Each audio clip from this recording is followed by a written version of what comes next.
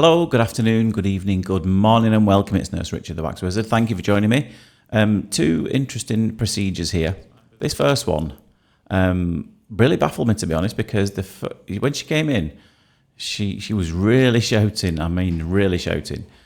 She could not hear a thing, and whilst I could see the eardrum in the distance, as you can see, there's quite a fair amount of skin just being peeled away here.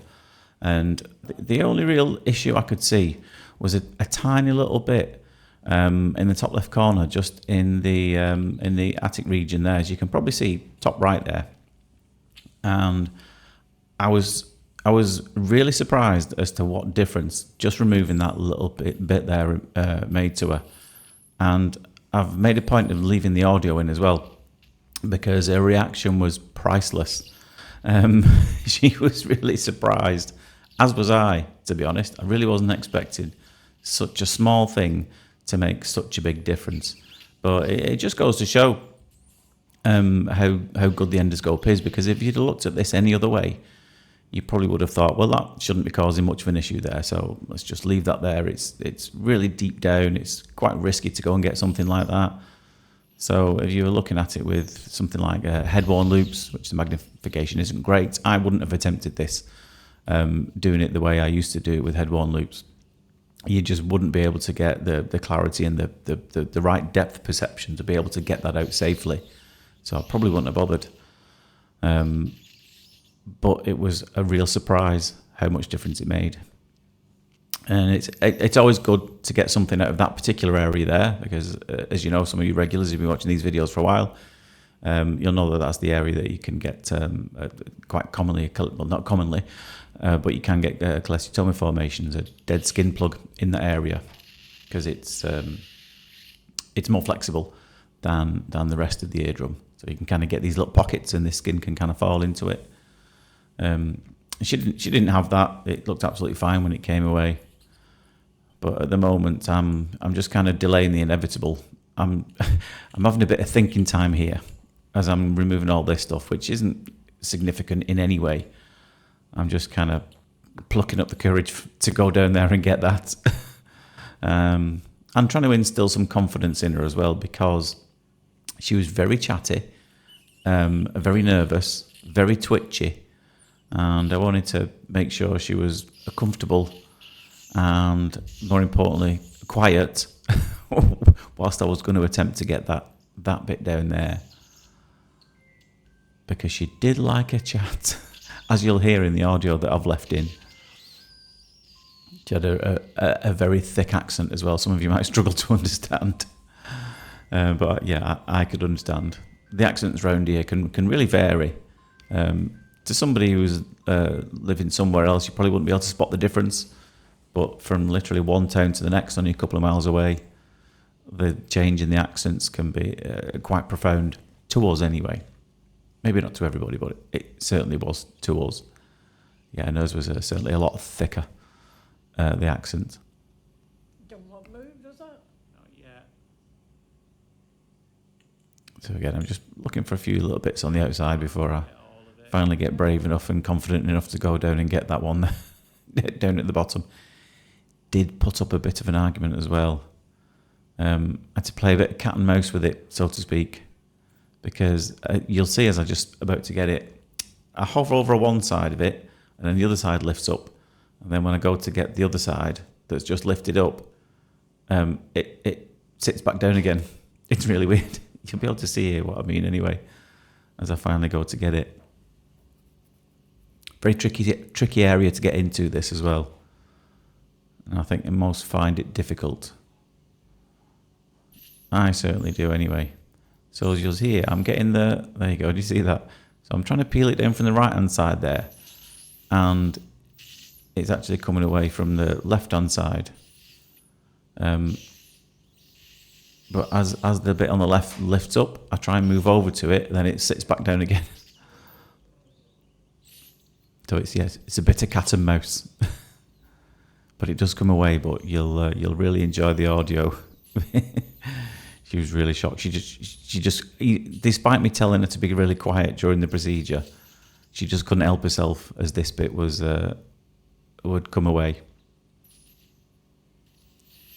because it was really surprising the difference that it made to her. So again, you can see I'm peeling it from the left there, and it's flexing. I'm peeling it from the right, and it's flexing on the left. But I'm trying to join those two sections. I'm trying to join them in the middle, and there we go. Finally You got got it. it? Have a listen. Wow. Nice and still. Try not to Is talk. that right? Flipping hell. Oh my word. Can you hear any better? Wow. Can you hear better? I can hear my own voice now. Wowzers. Good gracious me. Goodness gracious. Did you like her reaction? Yeah, a couple of little spots there, nothing significant at all. We'd done the job there. She'd left an extremely happy lady and speaking a lot quieter as well. Now, this second one here is an interesting story behind this chap here who came to see me. And not this ear, the other ear. He swore blind that he'd had a mastoidectomy in the history, which if you're not sure, the mastoid bone is the bone there behind your ear. And he says he remembers getting lots of infections and they drilled a bit of bone away, made his ear bigger. If you've watched these videos before, you'll kind of know what a mastoidectomy looks like. And he was quite surprised when I looked in there and found that there wasn't one at all.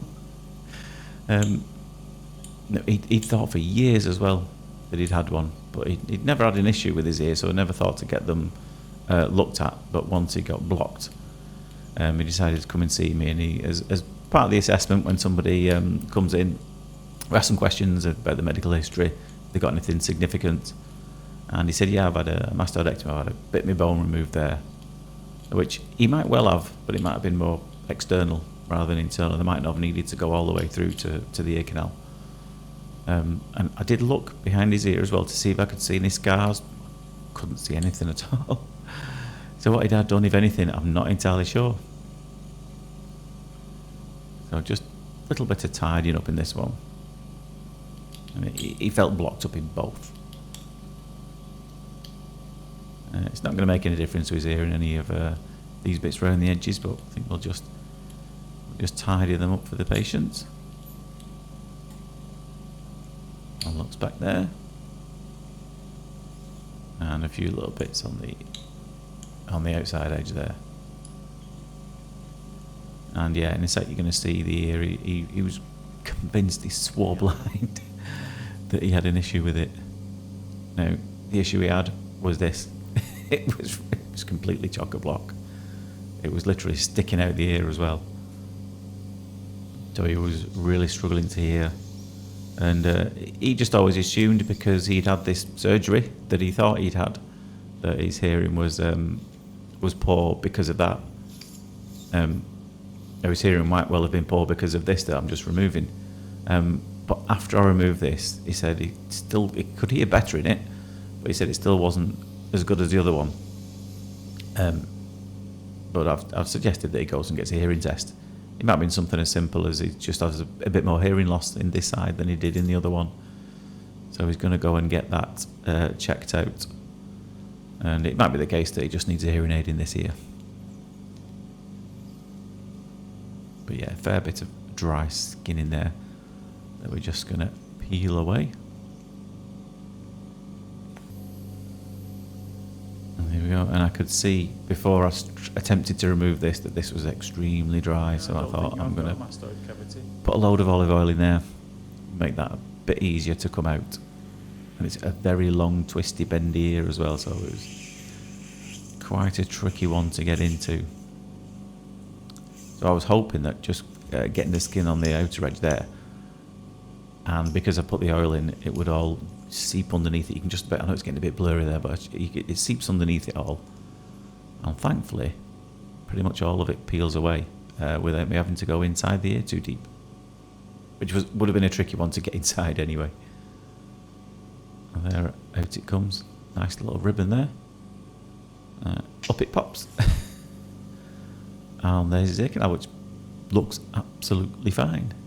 Like a very long, narrow and twisty. Yeah, well, that's your eardrum, which looks okay. But yeah, he was certainly surprised. It just goes to show, doesn't it?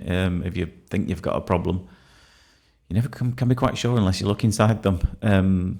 So I have asked his his doctor to have a look into this.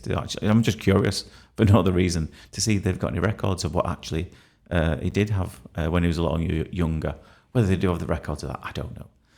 But I'll be interested to find out what exactly they did do, if anything. But maybe it's just his memory, like mine. I forget what I've had for breakfast. Never mind what I had done to me 50 years ago. Anyway, I hope you enjoyed that. But for now, take care of yourself. And I'll see you later. Ta-da.